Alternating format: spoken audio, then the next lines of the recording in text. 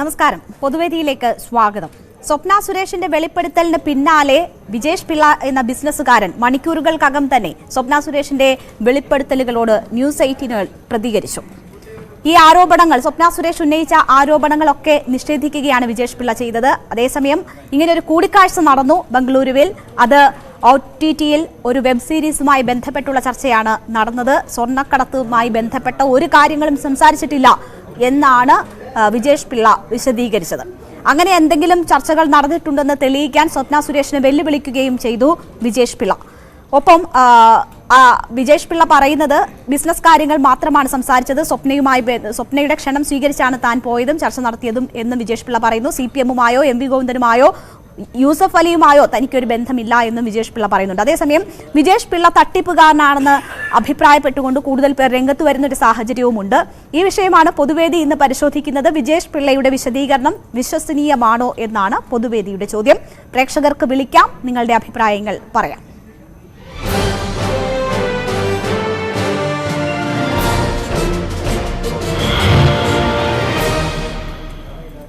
ആദ്യം മഞ്ചേരിയിൽ നിന്ന് മുഹമ്മദ് എന്ന പ്രേക്ഷകനാണ് ചേരുന്നത്. മുഹമ്മദ്, സ്വപ്ന സുരേഷ് കുറെ വെളിപ്പെടുത്തലുകൾ നടത്തുന്നു. ഏതാനും മണിക്കൂറുകൾക്കകം തന്നെ ആ വിജേഷ് പിള്ള ആരാണ് എന്ന് സ്വപ്ന പറഞ്ഞ വിജയ് പിള്ള, വാട്സാപ്പിലെ വിജേഷ് പിള്ള, ആ വിജേഷ് പിള്ള ആരാണ് എന്ന് കണ്ടെത്തുന്നു. വിജേഷ് പിള്ള ആദ്യമായി ന്യൂസ് 18 മനസ്സ് തുറക്കുന്നു. സ്വപ്നയുടെ ആരോപണങ്ങളൊക്കെ നിഷേധിക്കുകയാണ് വിജേഷ് പിള്ള. പക്ഷേ വിജേഷ് പിള്ള തട്ടിപ്പുകാരനാണ് എന്ന് ചിലർ പരസ്യമായി പുറത്ത് പറയുകയും ഒക്കെ ചെയ്യുന്നുണ്ട്. താങ്കൾക്ക് എന്താണ് തോന്നുന്നത്? ഈ രണ്ട് വെളിപ്പെടുത്തലുകൾ കാണുമ്പോൾ താങ്കൾ ഇയാളുടെ ഈ വിജേഷ് പിള്ള നടത്തിയ വിശദീകരണങ്ങൾ വിശ്വസിക്കുന്നുണ്ടോ? മാഡം ശ്രദ്ധിച്ചോ? Good evening madam.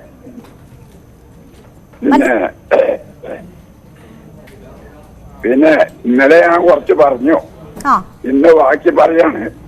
അപ്പോ ഈ സ്വപ്ന എന്ന് പറഞ്ഞ വനിത ഏത് റൂമുക്കും വിളിച്ചാൽ പോകുന്നുള്ളത് ഇപ്പൊ ഇതുകൊണ്ട് ഉറപ്പായിക്കുള്ളൂ. കാരണം ആദ്യം 2 പ്രാവശ്യം പോകാൻ മടിച്ചു, പിന്നെ പോയി സംസാരിച്ച്, പിന്നെ ഗോവിന്ദ മാസ്റ്ററും പറഞ്ഞു, മറ്റോരും പറഞ്ഞു, പിന്നെ മറ്റേ നമ്മളെ യൂസഫ് അലിനെയും പറഞ്ഞു, എല്ലാ സാറന്മാരും പറഞ്ഞു, എല്ലാവരും നമ്മൾ കേട്ടു. ഇപ്പോഴും രാജിവെച്ചു എന്നുള്ളതും കരുതി നിന്നു. ഇന്നൊക്കെ മന്ത്രിസഭയൊക്കെ രാജിവെച്ചു ഓള് പറഞ്ഞിട്ട് മുൻകരുതി നിന്നു. ഇത്രയും കാര്യം നോണിയും പറഞ്ഞുകൊണ്ട് കിടക്കണ ഈ പെണ്ണിനെ എന്തേലും ഒന്നും ചെയ്തിട്ടില്ല എന്നുണ്ടെങ്കിൽ ഇത് മാത്രമല്ല, ഇനി പല സ്ഥലത്തും പല മന്ത്രിസഭയ്ക്കും അനർത്ഥങ്ങളെ ഉണ്ടാക്കുള്ളൂ. ഇപ്പൊ അയാൾ പറഞ്ഞു, ഞാൻ വിളിച്ചത് ഇങ്ങനെ കാര്യത്തിനാണ്, അല്ലാതെ വേറെ ഒന്നിനുമല്ല, ഞാൻ ഇവരൊന്നും അറിയില്ല എന്ന് പറഞ്ഞു. അയാൾ പരസ്യമായിട്ട് പറഞ്ഞു, ഞാൻ ഇവരൊന്നും അറിയില്ല, എനിക്ക് അവരിത്തിരി ബന്ധമുള്ള. അപ്പൊ നിങ്ങൾ ചോദിച്ചു, നിങ്ങൾ അവരൊക്കെ ഫോട്ടോ എടുത്തിക്കണോ, മറ്റെടുത്തണോ എന്നുള്ളത് വെച്ചു. ഒന്നുമില്ല. പക്ഷെ ഈ കൂടിക്കാഴ്ചയെ കുറിച്ചൊന്നും നിഷേധിക്കുന്നില്ല ഈ വിജേഷ് പിള്ള. കൂടിക്കാഴ്ച നടന്നു. നിശ്ചയിച്ചില്ല മാഡം. അപ്പൊ ആര് വിളിച്ചാലും പോവോ? ഇപ്പൊ ഓരോരുത്തരുടെ കാര്യമല്ലേ, നമുക്കിപ്പോ അതിനകത്ത് ഒരു കാര്യം പറയാനില്ലല്ലോ, അവർ തമ്മിൽ നടന്ന സംഭാഷണത്തിന്റെ കാര്യമല്ലേ. പക്ഷെ ഈ കൂടിക്കാഴ്ച നിഷേധിക്കുന്നില്ല. ഈ രണ്ട് വെളിപ്പെടുത്തലുകളിൽ വിജേഷ് പിള്ള പറഞ്ഞത് വിശ്വസിക്കാനാണ് താങ്കൾക്ക് താല്പര്യം അല്ലേ? വിജേഷ് പിള്ള വിളിച്ചോർത്ത് പോയി, അപ്പൊ അതിന്റെ തെറ്റാണ് ചെയ്തത്. അതാ എനിക്ക് പറയാനുള്ളത്. വിജേഷ് പിള്ള പുരുഷനാണ്, പുരുഷന്റെ ബുദ്ധി ചെയ്യും, അതിന് ചിലപ്പോ അസംബലമാവും. അത് മനസ്സിലാക്കണം. സ്ത്രീ ദുർബലയാണ്. ശരി, വളരെ നന്ദി മുഹമ്മദ് വിളിച്ചതിന്. ഇപ്പോൾ വിളിച്ചെടുത്ത് പോയതാണ് പ്രശ്നം എന്നാണ് പറയുന്നത്. സ്ത്രീ ആയതുകൊണ്ട് ഒരാൾ കൂടിക്കാഴ്ചകൾ ക്ഷണിക്കുമ്പോൾ പോകാൻ പാടില്ല എന്നൊന്നും നമുക്ക് അഭിപ്രായമില്ല. എന്തായാലും അദ്ദേഹത്തിന്റെ അഭിപ്രായമാണ് പറഞ്ഞത്. മറ്റൊരു പ്രേക്ഷകൻ ചേരുന്നുണ്ട്, വടകരയിൽ നിന്നും ബാലകൃഷ്ണൻ. താങ്കളുടെ അഭിപ്രായം എന്താണ് ഈ കാര്യത്തിൽ? സ്വപ്ന സുരേഷ് കുറെ വെളിപ്പെടുത്തലുകൾ നടത്തുന്നു, അതീവ ഗുരുതരം എന്ന് തോന്നുന്ന തരത്തിലുള്ള വെളിപ്പെടുത്തലുകൾ. പക്ഷേ അത് എത്രമാത്രം വിശ്വസനീയമാണ് എന്ന് ചോദ്യം ഉന്നയിക്കുന്നവരുണ്ട്. അതിന് മറുപടിയായി വിജേഷ് പിള്ള കാര്യങ്ങൾ വിശദീകരിക്കുമ്പോൾ കൂടിക്കാഴ്ച നിഷേധിക്കുന്നില്ല, മറ്റു പല കാര്യങ്ങളും സ്വപ്ന പറഞ്ഞത് ശരിവെക്കുന്നു. പക്ഷേ സ്വർണ്ണക്കടത്ത് കാര്യം സംസാരിച്ചിട്ടില്ല, CPM-കാരെ അറിയില്ല, നേതാക്കളുമായി ബന്ധമില്ല എന്ന് പറയുന്നു. ഇതിനെ എങ്ങനെ വിശ്വസിക്കാനാണ് താങ്കൾക്ക് താല്പര്യം? നമസ്കാരം മാഡം. ഹലോ, പറഞ്ഞോളൂ, കേൾക്കാം. മാഡം, ഈ ബിസിനസ് ചെയ്യുന്ന വിജേഷ് പിള്ളയോ വിജയ് പിള്ളയോ ആരോ ആയിക്കോട്ടെ, കേൾക്കാമോ മാഡം? കേൾക്കാം. ഇത് സാമാന്യം വിദ്യാഭ്യാസമുള്ള ഒരു വ്യക്തിയാണെന്നാണ് എനിക്ക് ആ സംസാരത്തിൽ തോന്നിയത്. അദ്ദേഹം അത്രയും വിദ്യാഭ്യാസമുള്ള ഒരു വ്യക്തി ഈ അദ്ദേഹത്തിന്റെ ബിസിനസ് ആവശ്യത്തിന് ഇത്രയും ക്രെഡിബിലിറ്റി ഇല്ലാത്തൊരു മേഡത്തിനെ ക്ഷണിക്കുമെന്നും ആ മേഡം പറയുന്നത് വിശ്വസിക്കുമെന്നും താങ്കൾക്ക് തോന്നുന്നുണ്ടോ? അങ്ങനെ കേരളത്തിലെ പൊതുസമൂഹത്തിന് അയാൾ തന്നെയാണ്, വിജേഷ് പിള്ള തന്നെയാണ് പറഞ്ഞത് OTT വെബ് സീരീസുമായി ബന്ധപ്പെട്ട കാര്യത്തിന് സ്വപ്നയെ കാണാൻ പോയിട്ടുണ്ടെന്ന് അയാൾ തന്നെ സ്ഥിരീകരിക്കുന്നു. അപ്പോൾ എന്റെ വിശ്വാസമോ വിശ്വാസക്കേടോ അല്ലല്ലോ അതിൽ പ്രധാനം. അതിൽ പൊതുജനത്തിന്റെ വിശ്വാസമാണ് ഞാൻ ചോദിച്ചത്. കേരളത്തിലൊരു ബിസിനസ് ചെയ്യുന്ന ഒരു വ്യക്തി ഇതുപോലത്തെ ഒരു ക്രെഡിബിലിറ്റി ഇല്ലാത്തൊരു മേഡത്തിന് ഒരു ബിസിനസ് ആവശ്യത്തിന് ചർച്ചയ്ക്ക് വിളിച്ചെന്ന് പറഞ്ഞാൽ ഈ സമൂഹം വിശ്വസിക്കുവോ? ഇതെന്താ വെള്ളരിക്കപ്പെട്ടണോ മാഡം? ഇത് സത്യത്തിൽ ഇത് ശരിക്ക് പറഞ്ഞാൽ ഒന്നുകിൽ കമ്മ്യൂണിസ്റ്റ് പാർട്ടിയുടെ അറിവോട് കൂടി ഒരു ഒത്തുതീർപ്പ ചർച്ചക്ക് തന്നെയാണ് പോയത്. ഇദ്ദേഹം പറയുന്നത് എനിക്ക് ചിത്രത്തിൽ കൂടെ ടിവിയിൽ കൂടെ മാത്രമേ ഗോവിന്ദൻ മാഷയും മറ്റുള്ളവരെയൊക്കെ അറിയൂ, ഞാൻ കണ്ണൂർക്കാരനാണ്. ഇത്രയും വിദ്യാഭ്യാസമുള്ള ഒരു വ്യക്തിക്ക് ഏത് വ്യക്തിക്ക് അറിഞ്ഞുകൂടാത്തത് ഗോവിന്ദൻ മാഷയും പിണറായി വിജയനും ഒക്കെ? അപ്പൊ ഇതൊക്കെ എങ്ങനെയാ മാഡം? ഇപ്പൊ പറഞ്ഞ ബഹുമാന്യനായ മുഹമ്മദിനോട് ഒരു അപേക്ഷയേ ഉള്ളൂ, ഇങ്ങനെ കേരള ജനം തന്നെ കുരുതിക്ക് കൊടുക്കരുതേ എന്നാണ് എനിക്ക് അപേക്ഷിക്കാനുള്ളൂ. ഇതൊക്കെ സത്യമാണ്, എല്ലാവരും ഉള്ളിലാവുമ്പോൾ ഈ സത്യം ബോധ്യപ്പെടും. ശരി, എന്തായാലും സ്വപ്ന പറഞ്ഞതാണ് സത്യം എന്ന് വിശ്വസിക്കുന്ന ആളാണ് അദ്ദേഹം. അദ്ദേഹത്തിന്റെ അഭിപ്രായമാണ് നമ്മൾ കേട്ടത്. കലാധരൻ എന്ന പ്രേക്ഷകൻ പരവൂരിൽ നിന്നുമുണ്ട്. ശ്രീ കലാധരൻ, താങ്കൾ എങ്ങനെ ഈ വിഷയങ്ങളെ കാണുന്നു? ഗുരുതരമായ ആരോപണങ്ങൾ സ്വപ്ന സുരേഷ് ഉയർത്തിക്കഴിഞ്ഞു, നിയമ നടപടികൾക്ക് വെല്ലുവിളിക്കുന്നു. ഇപ്പോൾ വിജേഷ് എന്നയാൾ കൂടിക്കാഴ്ചയൊക്കെ സ്ഥിരീകരിച്ചുകൊണ്ട് തന്നെയാണ് സംസാരിക്കുന്നത്. പക്ഷേ സംസാരിച്ച കാര്യങ്ങൾ സ്വപ്ന പറഞ്ഞതുപോലെയുള്ള കാര്യങ്ങളല്ല എന്നും പറയുകയാണ്. നിയമ നടപടികൾക്ക് MV ഗോവിന്ദനും തയ്യാറെടുക്കുന്നു എന്നാണ് അദ്ദേഹവും മാധ്യമങ്ങളോട് പറഞ്ഞത്. എങ്ങനെയാണ് ഈ പല പ്രതികരണങ്ങൾ കേൾക്കുമ്പോൾ താങ്കൾക്ക് എന്താണ് തോന്നുന്നത്? മാഡം, സത്യത്തിലേ ഇവര് എല്ലാരും കൂടി ചേർന്ന് നമ്മളും മലയാളീസിനെ വെറുതെ കബളിപ്പിക്കുകയും അല്ല, മലയാളീസിന് അത്ര ബുദ്ധിയുള്ളൂ. എല്ലാം ഈ കുടിച്ച് കൂത്താടി നടക്കുന്ന ടീമല്ലാതെ ആരെങ്കിലും വെറുതെ കൊടുത്താൽ അതൊന്നും പോട്ടെ, നമ്മളെ തന്നെ കുറ്റപ്പെടുത്തുന്നത് ശരിയല്ല. പക്ഷേ ഒന്ന് ആലോചിച്ച് നോക്കൂ, ഒരു പെണ്ണ് വിളിക്കുമ്പോഴേക്കും അല്ലെങ്കിൽ അവരെ വിളിക്കേണ്ട ആവശ്യം ഇത്രയ്ക്കും കറക്റ്റഡായ ഒരു പെണ്ണിനെ ഇത്രയും മാന്യനായ ഒരു വ്യക്തി ഒരു OTPക്ക് വേണ്ടി എന്ത് കുലത്തിന് വേണ്ടിയാണ് വിളിക്കുന്നത്? എന്നിട്ട് അതിൽ നിന്നുണ്ടായ പ്രശ്നങ്ങൾ എന്താണ്? അയാളുടെ ബോഡി ലാംഗ്വേജ് കണ്ടാൽ അറിയാം അയാള് യൂറോപ്പിൽ ബന്ധമുണ്ടെന്ന്. ഇപ്പൊ MV ഗോവിന്ദന്റെ കേസ് കൊടുക്കാൻ പോകുന്നു പറയുന്നു, ഒരു കേസ് കൊടുക്കില്ല. കേസ് കൊടുക്കുമെങ്കിൽ എന്നെ കൊടുക്കുമായിരുന്നു. ഒരു മുഖ്യമന്ത്രിയും കുടുംബത്തെയും അടച്ച് ഇത്ര ആക്ഷേപിച്ച ഒരു ചരിത്രം ഇന്ന് കേരളത്തിലൊന്നല്ല ഇന്ത്യയിൽ എവിടെയെങ്കിലും ഉണ്ടായിട്ടില്ല. കട്ടവരുണ്ട്, എല്ലാ രാഷ്ട്രീയക്കാരും കള്ളന്മാരാണെന്ന് സത്യം തെളിഞ്ഞു നോക്കിയിരുന്നു. എല്ലാ രാഷ്ട്രീയക്കാർക്കും പണം മാത്രമാണ് ആവശ്യം. അവർ കക്കും സമ്പാദിക്കും. നാട്ടിനെ കുറിച്ചോ നാട്ടുകാരെ കുറിച്ചോ ഒന്നുമല്ല അവരുടെ ചിന്ത. സത്യമായ കാര്യമാണ്. പക്ഷേ ശ്രീ കലാധരൻ, ഇവിടെ ഇപ്പോൾ ഈ വിജേഷ് പിള്ള എന്ന ബിസിനസ്സുകാരൻ അദ്ദേഹം ഒരു തട്ടിപ്പുകാരനാണ് എന്ന തരത്തിലുള്ള അഭിപ്രായങ്ങൾ പല കോണിൽ നിന്ന് അനുഭവസ്ഥർ പങ്കുവെക്കുന്നു. ആദ്യം മാന്യമായി സംസാരിക്കുന്നു, വലിയ ബിസിനസ് ഡീലുകൾ സംസാരിക്കുന്നു. അതിനുശേഷം പിന്നീട് സ്വന്തം അനുഭവത്തിലൂടെ ഇയാൾ ഒരു തട്ടിപ്പുകാരനാണ് എന്ന് മനസ്സിലാക്കിയ അനുഭവങ്ങളാണ് ആളുകൾ പങ്കുവെക്കുന്നത്. ഏറ്റവും ഒടുവിൽ സംവിധായകൻ മനോജ് ഖാനെ ഉൾപ്പെടെയുള്ളവർ. അങ്ങനെ ഒരു തട്ടിപ്പുകാരൻ അയാൾ സ്വന്തം നിലയിൽ പറഞ്ഞൊപ്പിച്ച കാര്യങ്ങളാണ് എന്ന് തോന്നുന്നുണ്ടോ? ഒരിക്കലുമല്ല. ഇത് ഈ പാർട്ടി ചെയ്തു വയ്ക്കുന്ന ഓരോ വൃത്തികേടുകളും അവര് വീഴുന്ന കുഴിയിൽ നിന്ന് എങ്ങനെ കയറണം, ആരെക്കാരും ചാക്കിടണം എന്നൊക്കെ അവർക്ക് നന്നായിട്ട് അറിയാം. ആരെയല്ല ഇറക്കും. ഇനി MV ഗോവിന്ദന്റെ കേസ് വരട്ടെ, അപ്പൊ നമുക്ക് നോക്കാം. ഇവര് കേസും കൊടുക്കില്ല. കേസ് കൊടുത്താൽ നാശമാവും. ഇതാണ് വസ്തുത. ശരി, വളരെ നന്ദി കലാധരൻ പ്രതികരിച്ചതിന്. ഉമേഷ് എന്ന പ്രേക്ഷകനുണ്ട് ചാലക്കുടിയിൽ നിന്നും. ഉമേഷ്, താങ്കൾ എങ്ങനെയാണ് ഈ സാഹചര്യങ്ങളെ കാണുന്നത്? പല വിധത്തിലുള്ള വെളിപ്പെടുത്തലുകൾ വരികയാണ്. ഈ ബിസിനസ്സുകാരനായ വിജേഷ് പിള്ള ഒരു തട്ടിപ്പുകാരൻ എന്ന നിലയിലുള്ള അനുഭവങ്ങൾ പലരും പങ്കുവെക്കുന്ന സാഹചര്യമുണ്ട്. അയാൾ വന്ന് കൂടിക്കാഴ്ച സ്ഥിരീകരിക്കുന്നു, പക്ഷേ സ്വർണ്ണക്കടത്തുമായി ബന്ധപ്പെട്ടൊന്നും സംസാരിച്ചില്ല എന്ന് പറയുന്നു. അദ്ദേഹത്തിന്റെ വാക്കുകൾ താങ്കൾ വിശ്വസിക്കുന്നുണ്ടോ? രേണു, ആദ്യമായിട്ട് ഞാൻ പാലക്കാരനാണ്, പക്ഷെ ചാലക്കുടിയിലായതുകൊണ്ട് ചാലക്കുടി എന്ന് പറഞ്ഞു പോയതാട്ടോ. സോറി. പിന്നെ ഇപ്പൊ ഞാൻ ചാലക്കുടിയിലാണ്, അതുകൊണ്ടാണ്. ഇപ്പൊ ഞാൻ പറയാൻ പോകുന്നത് എന്താണെന്ന് വെച്ചാല്, ഇത് അവൻ വെറും ഫ്രോഡാന്നുള്ള കറക്റ്റായിട്ട് അറിയാം. കാരണം എന്ന് വെച്ചാൽ ഇതുപോലുള്ള ആൾക്കാരുമൊക്കെ ആയിട്ട് ബന്ധപ്പെടുത്തി ഇവരെ സരിതയൊക്കെ ആയിട്ട് ബന്ധപ്പെടണമെങ്കിൽ അതുപോലുള്ളവരെ പറ്റത്തുള്ളൂ. പിന്നെ നിങ്ങൾ ഇനിയിപ്പോ അവരുമായിട്ട് ഇന്റർവ്യൂ എന്തെങ്കിലും നടത്തുമ്പോൾ ഇവന്റെ പേരിൽ എത്ര കേസുണ്ട്, ആ കേസെല്ലാം എങ്ങനെ ഒത്തു തീർക്കുക, ഇതൊന്നും നിങ്ങൾ ചോദിക്കുന്നുമില്ല, വെളിപ്പെടുത്തുന്നുമില്ല. അതൊക്കെ ചോദിക്കണ്ട. അവനോട് പക്ഷമായിട്ട് ചോദിക്കാതെ നിങ്ങൾക്ക് അവസരം കിട്ടിയതല്ലേ, നിങ്ങൾ ചോദിക്കണം. കേസ് ഇങ്ങനെ ഒത്തു തീർത്ത, ആരാ ഒത്തു തീർത്ത, എന്നാ കേസാണെന്നൊക്കെ ഉള്ള ജനം അറിയട്ടെ. അത് അറിയാം, കുറച്ചു പേർക്കൊക്കെ അറിയാം. പിന്നെ വെച്ചാൽ ഇതിപ്പോ സംഭവിക്കാൻ പോകുന്നത് എന്താണെന്ന് പറയാം. ഇപ്പൊ കർണാടക പോലീസ് അന്വേഷണമായിട്ട് വരും, ഇവനെ തപ്പി വരും, ഇവനെ ഇവിടുന്ന് മുക്കും.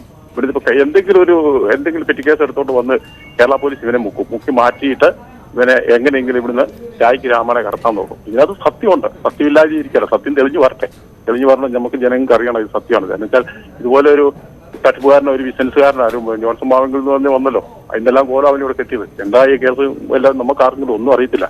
കേരളത്തിൽ ഏത് തട്ടിപ്പും നടത്തും വെട്ടിപ്പും നടത്തും. അങ്ങനെയുള്ള സാഹചര്യത്തിലോട്ട് നമ്മൾ മാറിപ്പോയി. എന്ത് ചെയ്യാനാ, അനുഭവിക്കുക എന്നുള്ളതല്ലാതെ നമുക്കൊന്നും പറയാൻ പറ്റില്ല. ഇവരെല്ലാം നമ്മൾ വിശ്വസിച്ച് പോവുക, ഓരോരുത്തരെ വിശ്വസിക്കുന്നു, ആ വിശ്വാസം നമ്മളെ ആ നിലയിൽ അങ്ങ് പോകുന്നു. അല്ലാതെ ഇതിനകത്ത് ഒന്നും പറയാനില്ല. അവൻ ആള് ശരിയല്ലെന്നുള്ള 100% അവൻ. ശരി, ഇപ്പോൾ നമുക്ക് CPM-ന്റെ സംസ്ഥാന സെക്രട്ടേറിയറ്റ് പുറപ്പെടുവിക്കുന്ന ഒരു പ്രസ്താവന ഇതേ വിഷയത്തിൽ ലഭ്യമായിട്ടുണ്ട്. സ്വർണ്ണക്കടത്തുകാരിയുടെ പുതിയ വെളിപ്പെടുത്തലുകൾ എന്ന പേരിൽ പുറത്തു വന്നിരിക്കുന്ന കാര്യം തികച്ചും അസംബന്ധമാണെന്ന് CPIM സംസ്ഥാന സെക്രട്ടേറിയറ്റ് പ്രസ്താവനയിൽ പറയുകയാണ്. സ്വർണ്ണക്കള്ളക്കടത്ത് കേസിൽ പ്രതിക്കെതിരെ കേസെടുത്തിരിക്കുന്നത് കേന്ദ്ര ഏജൻസികളാണ്. കേന്ദ്ര ഏജൻസികൾ എടുത്ത കേസിൽ സംസ്ഥാന സർക്കാരിന് ഒന്നും ചെയ്യാനില്ലെന്ന കാര്യം സാമാന്യ ബുദ്ധിയുള്ള ആർക്കും അറിയാവുന്നതാണ്. എന്നിട്ടും സംസ്ഥാന ഭരണത്തിന് നേതൃത്വം നൽകുന്ന പാർട്ടി എന്ന നിലയിൽ അവ പിൻവലിക്കാൻ വാഗ്ദാനം നൽകിയെന്ന നട്ടാൽ പൊടിക്കാത്ത നുണയാണ്. സാമാന്യ ബുദ്ധിയുള്ള ആർക്കും ഇക്കാര്യം മനസ്സിലാകും തുടങ്ങിയ കാര്യങ്ങളാണ് അതിൽ വിശദീകരിക്കുന്നത്. ഏറ്റവും ഒടുവിൽ തദ്ദേശ സ്വയംഭരണ തെരഞ്ഞെടുപ്പ് നടക്കുന്ന ഘട്ടത്തിലും നിയമസഭാ തെരഞ്ഞെടുപ്പ് നടക്കുന്ന ഘട്ടത്തിലും ഇതുമായി ബന്ധപ്പെട്ട് നടത്തിയ എല്ലാ പ്രചരണങ്ങളെയും കേരളത്തിലെ പ്രബുദ്ധ ജനത തള്ളിക്കളഞ്ഞതാണ്. അവരുടെ മുമ്പിലാണ് ഇത്തരം നുണകളുമായി വീണ്ടും ഇറങ്ങി പുറപ്പെട്ടിരിക്കുന്നത് എന്നത് അപവാദ പ്രചാരണക്കാർ മനസ്സിലാക്കണമെന്നും സെക്രട്ടേറിയറ്റ് പ്രസ്താവനയിൽ കുറിക്കുകയാണ്. ഇന്നലെ സ്വപ്ന നടത്തിയ വെളിപ്പെടുത്തലുകളുടെ അടിസ്ഥാനത്തിലാണ് ഇന്ന് ഇത്തരം ഒരു പ്രസ്താവന CPM സംസ്ഥാന സെക്രട്ടേറിയറ്റ് പുറപ്പെടുവിക്കുന്നത്. ജനങ്ങൾ ഈ നട്ടാൽ കുരുക്കാത്ത നുണ വിശ്വസിക്കില്ല എന്നതാണ് പറയുന്നത്. മറ്റ് നിയമ നടപടികളുമായി ബന്ധപ്പെട്ടുള്ള കാര്യങ്ങളൊന്നും അതിൽ വിശദീകരിക്കുന്നില്ല എന്നാണ് മനസ്സിലാക്കുന്നത്. നമ്മൾ അടുത്ത പ്രേക്ഷകനിലേക്ക് പോവുകയാണ്. ജിതിൻ എന്ന പ്രേക്ഷകൻ പാലക്കാട് നിന്നും ചേരുകയാണ്. ജിതിൻ, താങ്കൾ ഈ പുറത്തു വന്ന വെളിപ്പെടുത്തലുകളെ എങ്ങനെ കാണുന്നു? ഒരു തട്ടിപ്പുകാരനായ ബിസിനസ്സുകാരനാണ് വിജേഷ് എന്ന് പറയുന്നു. ആ വിജേഷ് ഇന്ന് സ്വപ്ന സുരേഷ് ഉന്നയിച്ച ആരോപണങ്ങൾ തള്ളുന്നു, പക്ഷേ കൂടിക്കാഴ്ച സ്ഥിരീകരിക്കുന്നു. OTT വെബ് സീരീസുമായി ബന്ധപ്പെട്ടുള്ള ചർച്ചകൾക്കാണ് അവിടെ പോയതെന്നും സംസാരിച്ചതെന്നും പറയുകയാണ്. അത് വിശ്വസനീയമാണോ? ജിതിൻ എന്ന പ്രേക്ഷകൻ ഇല്ല ടെലിഫോൺ ലൈനിൽ. വടകരയിൽ നിന്നും മധു എന്ന പ്രേക്ഷകനാണുള്ളത്. മധു, ഞാൻ ചോദിച്ചത് കേൾക്കാമെങ്കിൽ താങ്കൾക്ക് മറുപടി പറയാം. എനിക്ക് ആദ്യത്തെ പറയാനുള്ളത്, ഇപ്പൊ ഒരു 6-7 പേരോട് മാഡം സംസാരിച്ചു. ഈ സമയത്തെല്ലാം പറയുന്നത് തട്ടിപ്പുകാരനായ വിജേഷ് എന്നാണ്. ഒരു മാധ്യമം എന്ന നിലയിൽ ഇയാളുടെ ഏതെങ്കിലും ഒരു തട്ടിപ്പിന്റെ കാര്യം ഇതുവരെ ന്യൂസ് 18 പുറത്തുവിട്ടിട്ടുണ്ടോ? അങ്ങനെയാണ് ആളുകൾ പ്രതികരണവുമായി രംഗത്ത് വന്നിട്ടുണ്ട് എന്നാണ് ഞാൻ പറഞ്ഞത്. ആരാണ് പറഞ്ഞത്? ഇപ്പോൾ ന്യൂസ് 18നോട് ഇത്തരം പ്രതികരണം നടത്തിയത് മനോജ് ഖാന എന്ന സിനിമാ സംവിധായകനാണ്. OTT പ്ലാറ്റ്ഫോമിൽ അവരുടെ സിനിമ നൽകാമെന്ന് പറഞ്ഞു. ലൈസൻസ് പോലും ഇല്ലാതിരുന്ന ആ സംവിധാനം ഉപയോഗിച്ച് അവരെ പറ്റിച്ചു എന്നാണ് പറയുന്നത്. അദ്ദേഹം വാർത്താ സമ്മേളനം നടത്തി നേരത്തെ തന്നെ ഇക്കാര്യങ്ങൾ ഉന്നയിച്ചിട്ടുണ്ടെന്ന് പറയുന്നു. അതിനു മുൻപ് അദ്ദേഹത്തിന്റെ സ്ഥാപനത്തിന്റെ ഫ്ളാറ്റ് ഉടമ ഉൾപ്പെടെയുള്ളവരും അതേ കാര്യങ്ങൾ പറഞ്ഞിരുന്നു. അല്ല, ഫ്ലാറ്റ് ഉടമ തട്ടിപ്പുകാരനല്ല പറഞ്ഞു. ഞാൻ ഇന്നലെ ന്യൂസ് 18 തന്നെ കേട്ടത് അയാൾ വാടക കുടിശ്ശിക തരാനുണ്ട്, 6 മാസം ഇവിടെ ഇത് ചെയ്തിരുന്നു, അത് കഴിഞ്ഞ് അയാൾ നിർത്തിപ്പോയി. എന്തുകൊണ്ടാണ് നിർത്തിപ്പോയെന്ന് അറിയില്ല എന്ന് മാത്രമാണ് പറഞ്ഞത്. അയാൾ തട്ടിപ്പുകാരനാണെന്ന് ഉടമ പറഞ്ഞില്ല. അയാൾ വാക്കുകൾ വെറുതെ അയാൾ വായിൽ തിരികെ വെക്കണ്ട, അങ്ങനെ പറഞ്ഞിട്ടില്ല അയാൾ. ഞങ്ങളിത് ശ്രദ്ധിച്ച് കേൾക്കുന്നതുകൊണ്ടാണ് ചോദിച്ചത്. ഞാനൊന്ന് ഇടപെടുകയാണ് മധു. നമുക്കിപ്പോൾ ഞാൻ നേരത്തെ സൂചിപ്പിച്ചതുപോലെയുള്ള ആ സുപ്രധാന വാർത്തയിലേക്ക് നമ്മൾ കടക്കുന്നത് കൊണ്ടാണ് ഞാൻ ഇടപെടുന്നത്. ക്ഷമിക്കുക. CPM സംസ്ഥാന സെക്രട്ടേറിയറ്റിന്റെ പ്രസ്താവന പുറത്തു വന്നിരിക്കുകയാണ്. സ്വപ്ന സുരേഷിന്റെ വെളിപ്പെടുത്തലുകൾ അസംബന്ധമാണ് എന്നാണ് അതിൽ പറയുന്നത്. സാമാന്യ ജനങ്ങൾ, ബുദ്ധിയുള്ള ജനങ്ങൾ അത് വിശ്വസിക്കില്ല എന്ന് പറയുന്നു. സ്വർണ്ണക്കടത്തുകാരിയുടെ പുതിയ വെളിപ്പെടുത്തൽ എന്ന പേരിൽ പുറത്തു വന്നിരിക്കുന്ന കാര്യം തികച്ചും അസംബന്ധമാണ്. CPM സംസ്ഥാന സെക്രട്ടേറിയറ്റ് ആണ് പ്രസ്താവന പുറത്തിറക്കിയിരിക്കുന്നത്. VV അരുൺ ഉണ്ട് വാർത്തയുടെ വിശദാംശങ്ങളുമായി. അരുൺ, ആരോപണങ്ങൾ തള്ളിക്കളയുന്നു, നുണപറച്ചിലുകാരിയാണ്, സ്വർണ്ണക്കടത്തുകാരിയുടെ പുതിയ വെളിപ്പെടുത്തലുകൾ എന്ന പേരിൽ പുറത്തു വന്നിരിക്കുന്ന കാര്യം എന്നും പറഞ്ഞുകൊണ്ടാണ് അത് തുടങ്ങുന്നത്. എന്തൊക്കെയാണ് പ്രസ്താവനയിൽ പറയുന്നത്? ഇന്ന് രാവിലെ തന്നെ CPM-ന്റെ സംസ്ഥാന സെക്രട്ടറി ആരോപണങ്ങൾ പൂർണ്ണമായും തള്ളിക്കളഞ്ഞതാണ്. ഇപ്പോൾ CPM-ന്റെ സംസ്ഥാന സെക്രട്ടേറിയറ്റും വാർത്താക്കുറിപ്പിലൂടെയാണ് ഈ ആരോപണങ്ങൾ നിഷേധിക്കുന്നത്. സ്വർണ്ണ കള്ളക്കടത്തുകാരിയുടെ പുതിയ വെളിപ്പെടുത്തൽ എന്ന പേരിൽ പുറത്തു വന്നിരിക്കുന്ന കാര്യം തികച്ചും അസംബന്ധമാണെന്ന് CPM സംസ്ഥാന സെക്രട്ടേറിയറ്റ് വാർത്താക്കുറിപ്പിൽ പറയുന്നു. സ്വർണ്ണക്കള്ളക്കടത്ത് കേസിൽ പ്രതിക്കെതിരെ കേസെടുത്തിരിക്കുന്നത് കേന്ദ്ര ഏജൻസികളാണ്. കേന്ദ്ര ഏജൻസികളുടെ കേസിൽ സംസ്ഥാന സർക്കാരിന് ഒന്നും ചെയ്യാനില്ല എന്ന കാര്യം സാമാന്യ ബുദ്ധിയുള്ള ആർക്കും അറിയാവുന്നതാണ്. എന്നിട്ടും സംസ്ഥാന ഭരണത്തിന് നേതൃത്വം നൽകുന്ന പാർട്ടി എന്ന നിലയിൽ അവ പിൻവലിക്കാൻ വാഗ്ദാനം നൽകിയെന്ന് പറഞ്ഞാൽ അത് നട്ടാൽ പൊടിക്കാത്ത നുണയാണ്. സാമാന്യ ബുദ്ധിയുള്ള ആർക്കും ഇക്കാര്യം മനസ്സിലാക്കാം. ഇതിന്റെ പേരിൽ പാർട്ടിക്കും സർക്കാരിനും എതിരെ ചില മാധ്യമങ്ങൾ പ്രചരണം അഴിച്ചുവിടുകയാണ്. പ്രതിപക്ഷവും മാധ്യമങ്ങളും ചില മാധ്യമങ്ങളും പ്രതിപക്ഷവും എല്ലാം ചേർന്ന് തയ്യാറാക്കുന്ന തിരക്കഥകളിൽ ഇനിയും പുതിയ കഥകൾ കൂട്ടിച്ചേർക്കുമെന്ന് ഇതുവരെ നടന്ന സംഭവങ്ങൾ വ്യക്തമാക്കും. അതായത് ഇനിയും ഇതുമായി ബന്ധപ്പെട്ട വാർത്തകൾ, ആരോപണങ്ങൾ പുറത്തു വരാനുണ്ടെന്ന ആശങ്ക കൂടി ഈ വാർത്താക്കുറിപ്പിലൂടെ സ്ഥിരീകരിക്കുകയാണ് CPM. ഈ നേരത്തെ തദ്ദേശ തെരഞ്ഞെടുപ്പ് നടക്കുന്ന ഘട്ടത്തിൽ നിയമസഭാ തെരഞ്ഞെടുപ്പ് വേളയിൽ ഇതുമായി ബന്ധപ്പെട്ട എല്ലാ പ്രചരണങ്ങളെയും ജനങ്ങൾ തള്ളിക്കളഞ്ഞതാണ്. വീണ്ടും അവർക്ക് മുമ്പിലാണ് ഇത്തരം നുണകളുമായി വീണ്ടും ഇറങ്ങി പുറപ്പെട്ടിരിക്കുന്നത് എന്ന് ഈ അപവാദ പ്രചാരകർ മനസ്സിലാക്കണമെന്നും CPM സംസ്ഥാന സെക്രട്ടേറിയറ്റ് വാർത്താക്കുറിപ്പിൽ പറയുന്നു. തീർച്ചയായും അരുൺ, ഇതിലെ ഇങ്ങനെ ഒരു ആരോപണം ഉന്നയിക്കുന്നതിലെ യുക്തി എന്താണ് എന്ന് ചോദ്യം ചെയ്യുന്ന തരത്തിൽ ആ കേന്ദ്ര ഏജൻസികളാണല്ലോ അന്വേഷണം നടത്തുന്നത് എന്ന കാര്യം ഈ പ്രസ്താവനയിൽ പറയുന്നുണ്ട്. അതിനൊപ്പം നിയമ നടപടികളിലേക്ക് നീങ്ങും എന്ന MP ഗോവിന്ദന്റേത് ഉൾപ്പെടെയുള്ള നിലപാടുകളുണ്ട്. അത്തരത്തിലൊന്നും തന്നെ ഈ പ്രസ്താവനയിൽ ഉൾപ്പെടുത്തിയിട്ടില്ല. അതെന്തുകൊണ്ടായിരിക്കും? നിയമ നടപടിയിലേക്ക് CPM കടക്കുമെന്ന് സംസ്ഥാന സെക്രട്ടറി പറഞ്ഞിരുന്നു. പക്ഷേ ലളിത സൂചിപ്പിച്ചതുപോലെ ഈ വാർത്താക്കുറിപ്പിൽ നിയമ നടപടിയുടെ കാര്യം പറയുന്നില്ല, വ്യക്തമാക്കുന്നില്ല. അതെന്ത് എന്നുള്ളത് വളരെ പ്രസക്തമായ ചോദ്യം തന്നെയാണ്. കാരണം നേരത്തെയും ഇത്തരത്തിൽ ഈ വിഷയങ്ങളിൽ CPM നിയമ നടപടിയിലേക്ക് പോകുമെന്ന് പറഞ്ഞെങ്കിലും സ്വപ്ന സുരേഷിന്റെയോ അല്ലെങ്കിൽ അതുമായി ബന്ധപ്പെട്ട വിവാദങ്ങളിൽ ആരുടെയെങ്കിലെയോ ഈ ആരോപണങ്ങൾക്ക് CPM നിയമ നടപടി ആരുടെ പേരിലും സ്വീകരിച്ചിട്ടില്ല. 2 മന്ത്രിമാർക്കും സ്പീക്കർക്കുമെതിരെ ഉയർന്ന ഗുരുതരമായ ആരോപണം സ്വപ്ന സുരേഷിൻ്റെത്. അതിന് നിയമ നടപടി സ്വീകരിക്കണമെന്ന് പാർട്ടി സംസ്ഥാന സമിതിയിൽ തന്നെ ആവശ്യമുയർന്നു. അതിന് നിർദ്ദേശം നൽകിയെങ്കിലും പിന്നീട് അതുമായി ആ നേതാക്കളും മുന്നോട്ട് പോയി. ഏതായാലും അത് വളരെ പ്രസക്തമായ ചോദ്യമാണ്. എന്തുകൊണ്ട് വാർത്താക്കുറിപ്പിൽ ഒഴിവാക്കിയെന്ന കാര്യം CPM നേതൃത്വം വൈകാതെ മറുപടി പറയേണ്ടി വരും. തീർച്ചയായും അരുൺ, ഒപ്പം തന്നെ ചില മാധ്യമങ്ങൾ ഈ വെളിപ്പെടുത്തലുകളും അതിനെ തുടർന്ന് പുറത്തു വന്ന കാര്യങ്ങളും വാർത്തയാക്കുന്ന മാധ്യമങ്ങളെ ഇതിൽ കുറ്റപ്പെടുത്തുന്നുണ്ട്. അതിന് ഏറ്റവും ഒടുവിൽ തദ്ദേശ ഭരണ തെരഞ്ഞെടുപ്പിന് മുൻപും നിയമസഭാ തെരഞ്ഞെടുപ്പിന് മുൻപും ഇതുമായി ബന്ധപ്പെട്ട് നടത്തിയ എല്ലാ പ്രചരണങ്ങളെയും കേരളത്തിലെ ജനങ്ങൾ തള്ളിക്കളഞ്ഞതാണ്. അപ്പോൾ തുടർ ഭരണം, ഈ ആരോപണങ്ങൾ സ്വപ്നം ഉയർത്തിയതിനു ശേഷമുള്ള തുടർ ഭരണം ഒരു കാര്യമായി ചൂണ്ടിക്കാട്ടുന്നു. ജനങ്ങൾ ഇത് മുഖവിലക്കെടുക്കില്ല എന്ന വിശ്വാസവും ആ രീതിയിലുള്ള സമീപനവും ഈ വെളിപ്പെടുത്തലുകളിലും തുടരാൻ CPM തീരുമാനിച്ചിരിക്കുന്നു എന്ന് വേണമോ നമ്മൾ ആ പ്രസ്താവന വായിക്കുമ്പോൾ മനസ്സിലാക്കാൻ? സ്വർണ്ണക്കടത്ത് കേസ് ഉയർന്നു വന്ന മുതൽ മാധ്യമങ്ങൾക്കെതിരെ CPMന്റെ ഒരു വിമർശനമുണ്ട്. മാധ്യമങ്ങൾ സ്വപ്ന സുരേഷ് ഒരു സ്വർണ്ണക്കടത്ത് കള്ളക്കേസിലെ പ്രതി പറയുന്നതെല്ലാം മുഖവിലേക്കെടുത്ത് CPMനെയും സർക്കാരിനെയും ആക്രമിക്കുന്നു എന്നായിരുന്നു CPMന്റെ പരാതി. അതെല്ലാം ജനങ്ങൾ മനസ്സിലാക്കും.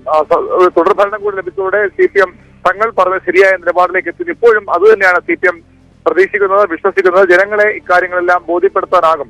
ഈ പ്രചരണങ്ങളെയൊക്കെ ജനങ്ങൾ വിശ്വാസത്തിലെടുക്കില്ല എന്നൊരു വിശ്വാസം CPM പ്രകടിപ്പിക്കുന്നു. ചില മാധ്യമങ്ങളെ എന്ന് പറയുമ്പോൾ അതിനു പിന്നിലും ചില വ്യക്തമായ ലക്ഷ്യങ്ങൾ CPM വാർത്താക്കുറിപ്പിലുണ്ട്.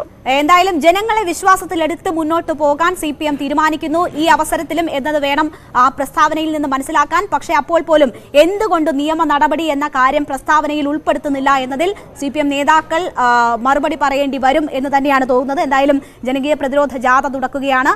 MP ഗോവിന്ദൻ മാധ്യമങ്ങളെ കാണുന്നുണ്ട്. അദ്ദേഹം തന്നെ ഒരുപക്ഷെ ആ കാര്യങ്ങൾ വിശദീകരിച്ചേക്കും. VV അരുണാണ് വാർത്തയുടെ വിശദാംശങ്ങൾ നൽകിയത്. നമ്മൾ ഒരു ഇടവേളയിലേക്ക് കൂടി പോവുകയാണ്. ഇടവേളയ്ക്ക് ശേഷം പൊതുവേദി തുടരും.